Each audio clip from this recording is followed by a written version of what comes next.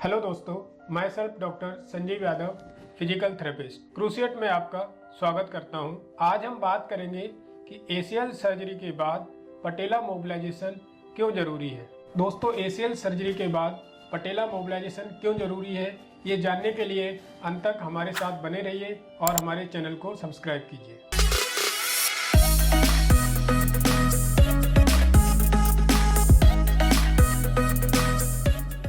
ACL surgery के बाद या आपके कोई घुटने की सर्जरी होती है तो आपके नी जॉइंट पर, घुटने पर सूजन आ जाती है।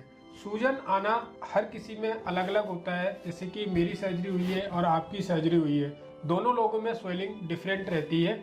तो इसके अकॉर्डिंग क्या होता है, स्वेलिंग की वजह से आपका पटेला स्टक हो जाता है। स्वेलिंग की वजह से क्या होता है दोस्तों, आपका घुटना अच्छी तरीके से मुड़ता नहीं है, पटेला मोबिलाइजेशन नहीं होता है तो आपके घुटने पे दर्द भी रहता है। और जब अच्छे से पटेला मोबिलाइजेशन नहीं होगा तो आपके ज्वाइंट के जो आसपास की स्वेलिंग है वो जल्दी कम नहीं होती है। तो ये सब नॉर्मल चीज़ें गेन करने के लिए आपको पटेला मोबिलाइजेशन बहुत ज़रूरी है।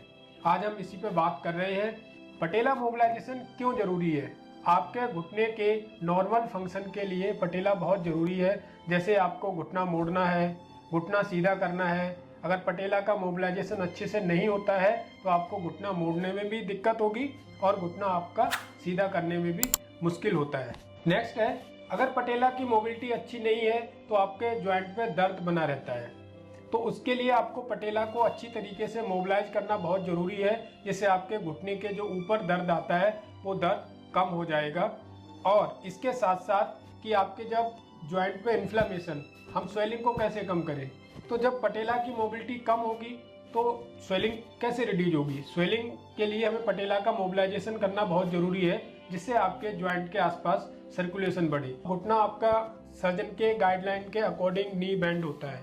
अब ऐसा तो है नहीं कि आप एक सर्जरी के बाद तुरंत अपना नी बेंड कर देंगे, नहीं, उसमें एक टाइमलाइन होता है घुटना मोड़ने के लिए।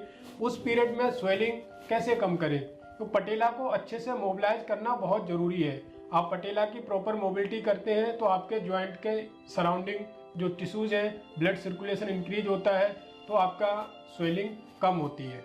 धीरे धीरे इसी की वजह से आपका पेन भी कम होगा, जॉइंट की मोबिलिटी भी बढ़ेगी और पैर सीधा करना, मोड़ना दोनों आसान हो जाता है। अभी हम बात कर रहे थे नी के फंक्शन को स्टोर करना, कि पुराने जैसे उसमें आपकी नी बेंडिंग है, आपके पैर को सीधा करना हो गया। इसी तरीके से हम दर्द को भी कम कर सकते हैं और सूजन को कम कर सकते हैं। इसके साथ साथ और भी चीज़ें ज़रूरी हैं जो पटेला मोबिलिटी करने से ठीक होती हैं। जैसे कि आपका पटेला पे फोर्स कब आता है ज़्यादा, कि आपकी जो घुटने का नॉर्मल एक्टिविटी है, जैसे कि आपको सीढ़ी चढ़ना हुआ, रनिंग करना है, वॉकिंग करना है, अगर आपका पटेला पूरी तरीके से अच्छे से अपने जो ग्रूव होती है हमारे जो फीमर हड्डी में, उसमें अपनी जगह पर अगर पटेला अच्छे से मूव करता है या उसमें मोबिलिटी बनी रहती है तो आप चलने में आसानी रहेगी, क्योंकि पैर आपका पूरी तरीके से सीधा होगा।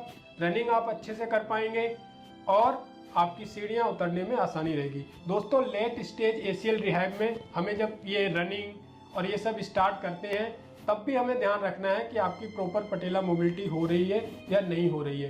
तो इसके लिए हमें शुरू से ही पटेला को अच्छे से मोबिलाइज करते रहना है। आफ्टर सर्जरी फिजियोथेरेपिस्ट की गाइडलाइन के अकॉर्डिंग या अपने सर्जन के अकॉर्डिंग जैसे आपको बताया जाता है पटेला मोबिलाइजेशन करना, वैसे आपको कंटिन्यू करते रहना है। नेक्स्ट हम इसी में और बात करेंगे कि पटेला और क्यों जरूरी है। सबसे ज़्यादा जो जरूरी है आपकी क्वाड्रिसेप मसल्स की इफिशिएंट कॉन्ट्रैक्शन के लिए। लास्ट में हम बात कर रहे हैं कि पटेला मोबिलिटी की वजह से, मोबिलिटी अगर कम हो रही है तो क्या दिक्कत और हो सकती है, और मोबिलिटी अच्छे से हो रही है तो क्या आपको इसका फायदा हो सकता है।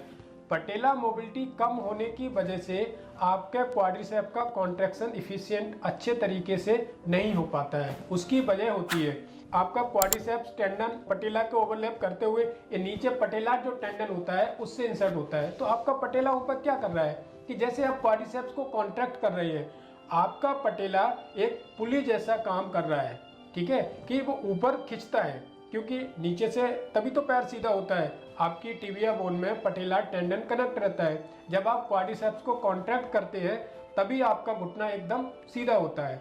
अगर आपका पटेला मोबिलाइजेशन अच्छा नहीं है तो आपका घुटना भी एकदम करेक्ट सीधा नहीं होगा। और दूसरी बात यह है कि आपके क्वाड्रिसेप्स मसल्स का कॉन्ट्रैक्शन अच्छे से नहीं होगा। और पटेला मोबिलाइजेशन अगर आपने सही से नहीं किया तो आपका अगर क्वाड्रिसेप्स कॉन्ट्रैक्शन अच्छे से नहीं हो रहा है तो आपकी मसल्स स्ट्रेंथनिंग में डिले हो सकती है। प्रॉपर तरीके से क्वाड्रिसेप्स कॉन्ट्रैक्शन ना करने की वजह से बीएमओ मसल्स वीक होती है, जो एंड रेंज आपका टर्मिनल नी एक्सटेंशन कराने में हेल्प करती है।